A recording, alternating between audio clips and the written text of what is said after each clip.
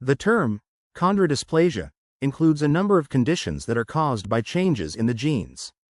They're often linked to dwarfism, which stunts the growth of many parts of the body, especially the bones. Doctors usually diagnose it in babies. People with some types of chondrodysplasia are able to lead normal lives with few limitations, if any. Other types can cause both physical and mental disabilities. One of the most common types, achondroplasia, usually has very few limitations, except perhaps some physical ones. Most people can live a full life with it. Actor Peter Dinklage, who plays Tyrion Lannister in the HBO series Game of Thrones, was born with achondroplasia. At the other end of the spectrum are severe and painful forms of chondrodysplasia, such as rhizomelic chondrodysplasia punctata. This condition stunts growth in babies, causing bone problems, mental disabilities, and cataracts.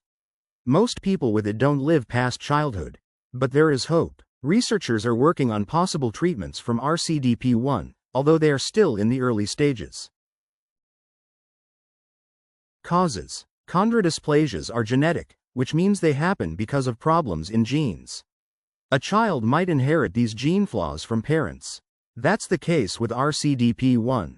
Achondroplasia usually happens due to a mutation in a certain gene, which a child could inherit. But more often, it happens randomly. Symptoms. Beyond a person's physical appearance, such as short stature and a large head, symptoms depend on what type of chondrodysplasia someone has.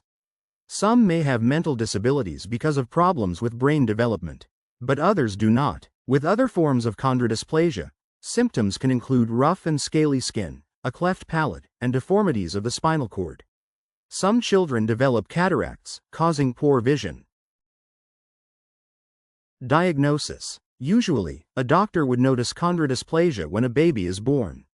The hallmarks of the condition, such as short limbs and a large head, are easy to spot. X-rays could show that the bones in the child's arms and legs are unusually short in length and broad in width. A number of measurements of the bones in X-ray images will show they are abnormal in size. Doctors can usually also diagnose achondroplasia using ultrasound while the baby is still in the womb. There is also a genetic test that can confirm the diagnosis. Treatment. Your child's treatment will depend upon what type of chondrodysplasia they have. Most treatments don't increase your child's height, but they could relieve other problems. If your baby has achondroplasia and is healthy, you might only need to keep in touch with your pediatrician to make sure your child is doing well and address any complications along the way. If your child has a severe form, you'll work with a number of specialists, from physical therapists to nutritionists, and a lot of that care may happen at a hospital. In some rare cases, growth hormones have helped with bone development in people with chondrodysplasia, but it's not a guaranteed treatment. Growth hormones don't cure achondroplasia, and in many cases patients do not respond to any form of drugs. Some people with dwarfism may choose to have extended limb lengthening. This surgery is controversial because there are risks and it can be painful.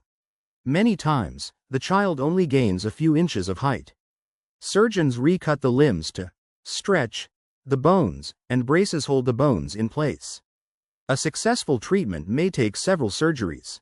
Because the procedures can be physically and emotionally stressful, doctors recommend holding off on the surgery until the person is old enough to decide for themselves.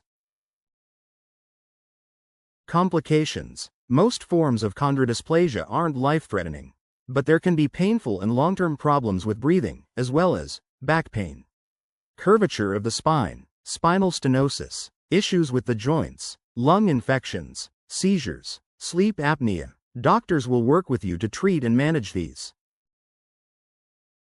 Support. You may want to reach out to a support group for families of people with chondrodysplasia. These groups are designed to share information, hold meetings, and raise money for a cure. Also, the Billy Barty Foundation has set up a scholarship fund to improve the quality of education for students who have achondroplasia. Most people with chondrodysplasia prefer not to be singled out, but people tend to stereotype them. Children with these conditions often are bullied. It's a good idea for you to seek counseling that helps your child handle the condition and helps others understand it.